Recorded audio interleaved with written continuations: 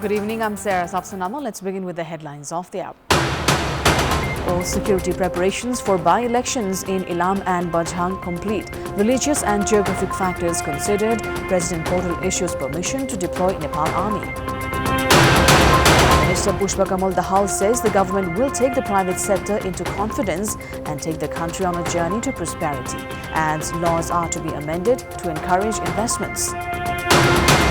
US official says United States in recent weeks secretly shipped long-range missiles to Ukraine for use in its battle to fight off Russian invaders. Ukraine has used them twice so far. And Team Nepal to play the 5 2020 matches series against West Indies A announced. Arif Sheikh included in the 16-member squad announced by head coach Monty Desai. Karnali Chief Minister Yamalal Kadel has received the vote of confidence. At today's meeting of the Province Assembly, Chief Minister Kadel received the vote of confidence from 23 members. 12 votes were against Kadel. Of the 40 Province Assembly members, 35 had attended the meeting. Kadel received votes from 10 members of CPN UML, 13 of CPN Maoist Centre and 1 Province Assembly member of CPN Unified Socialist. The silence period for the by-election in Ilam Electoral Constituency 2, which has been scheduled for this Saturday, has begun from today. The Election Commission has made the announcement, barring election campaign until the vote counting concludes. According to the Election Code of Conduct issued by the Commission, silence period is implemented 48 hours before the voting begins. With this, the silence period has been implemented in Ilam and Bajhang from midnight last night. The works of sending election staff and election materials have been intensified. Although by-election is to be held in Ilam Electoral Constituency 2 under the House of Representatives and Bajhang 1 under Provincial Assembly, silence period has been implemented throughout both the districts. The by-election is to be held as one post each in the House of Representatives and the Provincial Assembly have remained vacant following CPN-UML leader Subhash Chandra Nemwang's death on 11th of September last year, who was elected from Ilam 2, and the death of Nepali Congress leader Prithvi Bahadur Singh from Bajhang 1A on 20th of June last year in an accident. According to the Election Commission, voting will begin from 7 a.m. and will be held till 5 p.m. on Saturday this week.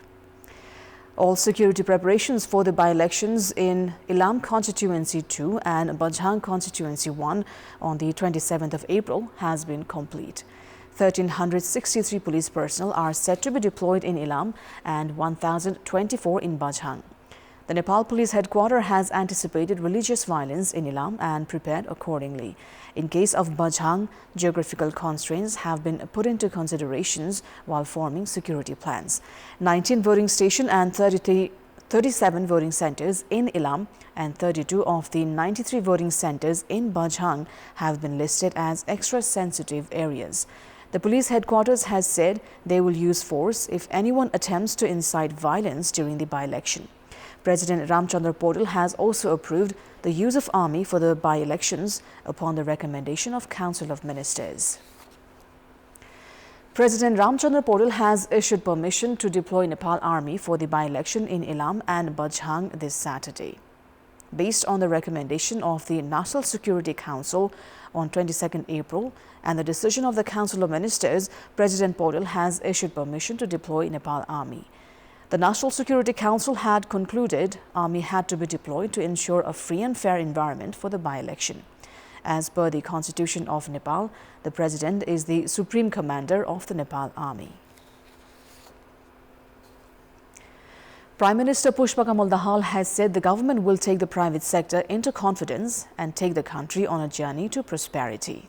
Addressing the meeting of National Development Council in Kathmandu today, the Premier said the government had adopted a policy to raise domestic production and employment generation.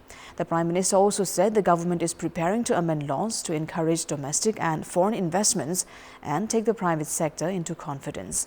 Premier Dahal said the government's policies and the 16th year plan focused on mobilizing youths for development and prosperity.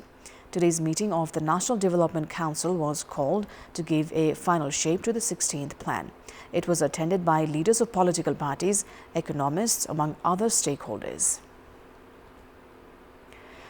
Bill's session of the Federal Parliament was ended on April 14th amid the obstructions of main opposition Nepali Congress after the party obstructed the Parliament with its demand of formation of a parliamentary probe committee to investigate the alleged involvement of Deputy Prime Minister and Minister for Home Affairs Ravi Lamichhane in the fraud-related cooperatives.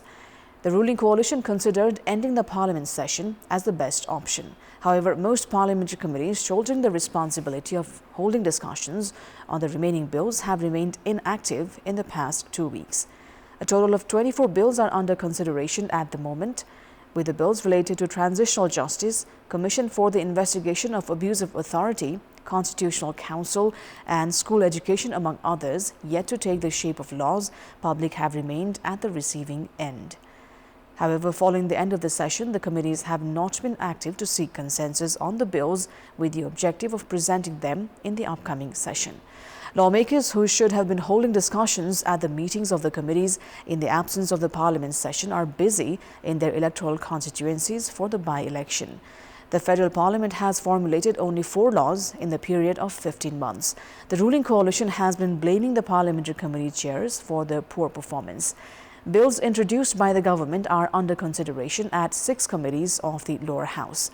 While bills are not sent to the Public Accounts Committee, 3 other committees have no bills at the moment. The government has made preparations to call the budget session of the Parliament on the 2nd week of May. However, with the obstruction of the main opposition, uncertainties remain regarding the regular operation. In the absence of the Parliament session, chairs of the committees must have made efforts to seek consensus on the bills. However, leaving dozens of laws required for implementation of the Constitution stranded, leaders of major parties and chairs and members of the parliamentary committees are busy elsewhere. If this is to continue, the coming session of the Parliament is certain to become ineffective as well. A health camp has been organized in Dharma rural municipality of Salyan, which was hit by earthquake. The free health camp has been held with the joint effort of Nepal Red Cross Society, District Office Salyan and Dharma rural municipality. According to Nepal Red Cross Society District Office Salyan, the health camp has been organized for the residents of all 6 wards of the rural municipality. At the camp, OPD and video X-ray services and checkup of women, children and senior citizens were held, while consultations and medicines were provided after treatment. A total of 17 doctors with a team of Red Cross were deployed for the 3-day health camp. Multi-purpose bags and academic equipment have been distributed to the students of earthquake-affected schools in Atbiskot Municipality and Sani Bheri Rural Municipality in Rukum. The bags distributed to the students can also be used as small desks. These bags have been distributed at schools where physical infrastructures have been damaged by the earthquake. The bags and other items have been distributed to 1,996 students of Sani Bheri Rural Municipality and 268 of Atbiskot Municipality.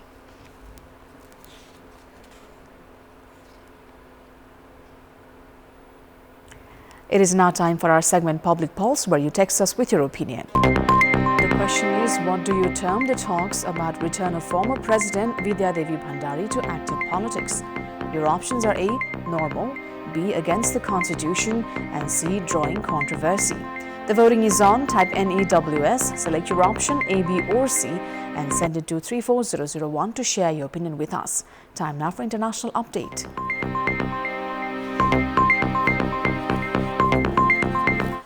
The United States in recent weeks secretly shipped long-range missiles to Ukraine for use in its battle to fight off Russian invaders, and Ukraine has now used them twice, a U.S. official has said. The missiles were contained in $300 million military aid package for Ukraine that U.S. President Joe Biden approved on March 12, said the U.S. official, speaking on the condition of anonymity. The official would not say how many of the missiles were sent. White House National Security Advisor Jake Sullivan, at a briefing for reporters, confirmed that a significant number of the missiles had been sent to Ukraine and said they would send more. He said Ukraine has committed to only use the weapons inside Ukraine, not in Russia. Some of the missiles were contained in a $1 billion weapons package for Ukraine that U.S. President Biden approved on Wednesday, Sullivan said. The missiles were used for the first time in the early hours of April 17th, launched against a Russian airfield in Crimea that was about 165 kilometers from the Ukrainian front lines, the official said. The official also said Ukraine used the weapon a second time overnight against Russian forces in southeastern Ukraine. Whether to send the army tactical missile systems with a range of up to 300 kilometers was a subject of debate within the Biden administration for months. Mid-range ATACMS were supplied last September. The Pentagon initially opposed the long-range missile deployment, fearing the loss of the missiles from the American stockpile would hurt U.S. military readiness. There were also concerns that Ukraine would use them to attack targets deep inside Russia. Russia's use of North Korean-supplied long-range ballistic missiles against Ukraine in December and January, despite U.S. public and private warnings not to do so, led to a change in heart, the U.S. official said. Also a factor in U.S. decision-making was Russia's targeting of Ukraine's critical infrastructure, the official added. China's national weather forecaster issued its second-highest warning advisory for the southern province of Guangdong as heavy rain continues to affect the region.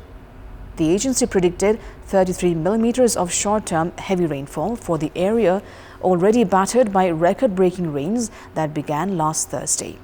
Images shown by state broadcaster CCTV showed residents on rooftops waiting to be evacuated and heavily flooded streets. The current floods have sparked worries about the region's defenses against bigger deluges, included by the extreme weather events. Weaker yen has left Japanese consumers feeling the pinch as the currency slumped past 155 per US dollar for the first time in 34 years. Residents have noticed that prices for daily necessities such as groceries and oil have only gone up each time they went shopping. As Japan prepares for its annual Golden Week holiday this weekend, some plan to stay home this year to save money. グロッサリーだったり、オイルだったりとかも含めて、やっぱり生活していく中でいろんな局面で買うものがどんどん高くなってるなっていう。今までは年に1回とか行こうと思って行ってたんですけど、コロナが明けてようやく行けると思ったら円安になって、なかなかちょっと厳しいです。Monthly visitors to Japan hit a record high in March and crossed 3 million for the first time ever, according to official data last week, as tourists flocked to see its famous cherry blossoms and take advantage of the yen's slide to a 3-decades low.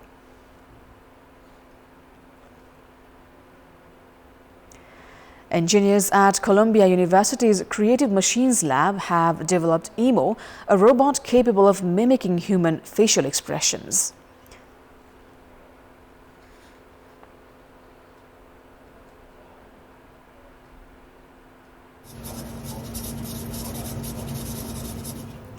While robots have made strides in verbal communication through advancements like ChatGPT, their ability to express facial cues has lagged.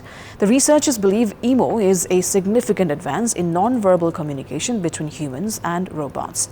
Emo, described in a study published in Science Robotics, can anticipate human facial expressions and mimic them simultaneously, even predicting a forthcoming smile around 840 milliseconds before it happens. The study's lead author explained how the team faced the challenges of developing a mechanically expressive face and determining when to generate natural, timely expressions. As robots become more advanced and complicated, like those powered by AI models, there's a growing need to make these interactions more intuitive. Emo was trained using a process termed self-modeling. The team says the study marks a shift in human-robot interaction, allowing robots to factor in human expressions during interactions, improving interaction quality and fostering trust. The team plans to integrate verbal communication into Emo to allow the robot to engage in more complex and natural conversations. Team Nepal to play the 5-match 2020 series against West Indies A have been announced. Head coach Monty Desai announced the 16-member team, which includes Arif Sheikh. Arif was not included in the team, which had travelled to Oman for ACC Men's Premier Cup. Akash Chand, who was included as an alternate player for the Premier Cup, has also been included in the squad.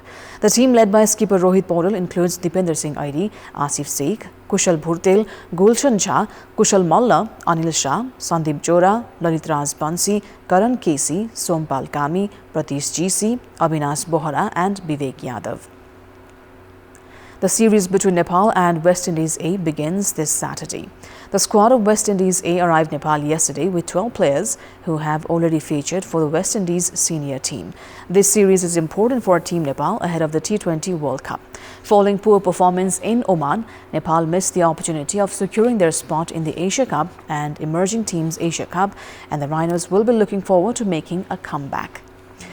Madhya province secured a super over win against Sudur Pashchim at the National 2020 Cricket Tournament.